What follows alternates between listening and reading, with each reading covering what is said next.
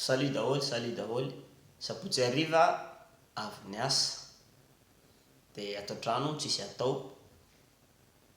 Ny andro zao amin'ny valo alina, mbola mazava be moa amin'ny valo alina aty aminay.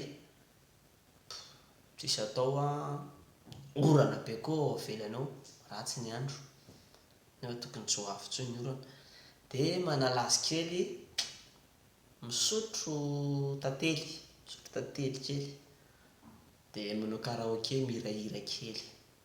Revena amin'ilay solo dia raikitra ary karaoké kely manalazy dia manalazy.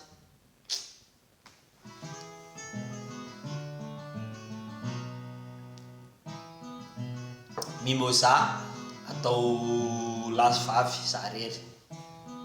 Tiako afindra aminao ny fitiavako mimoza, ny fitiavako mimoza,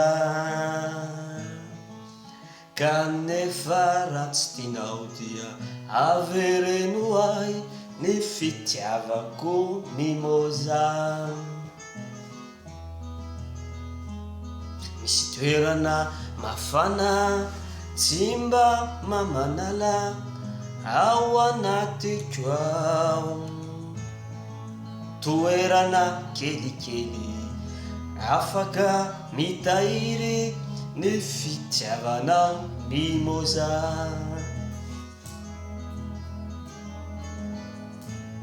Manimanitra daholo izay lalovanao, misy fofom-boninkazo, voninkazo mimoza. Nao fahoetiko anao, faly aho mahitanao, ilay sa mimoza. Ilay toerana valehako efa nanamboarako trano kely mimoza.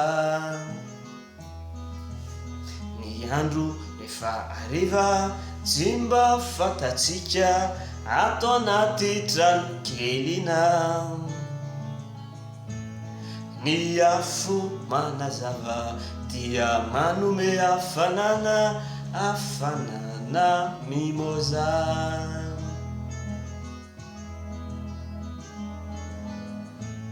Ny aizina mangina efa manery atsika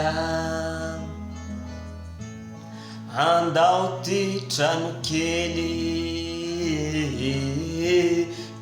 kely mimoza. Ny aizina mangina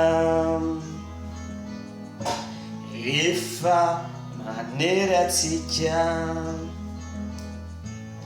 andao ty trano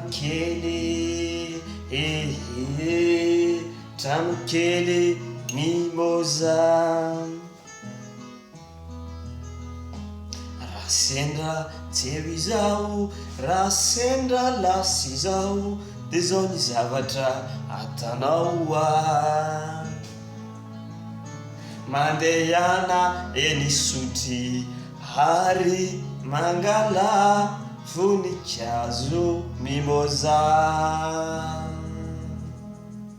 Tsintsinare.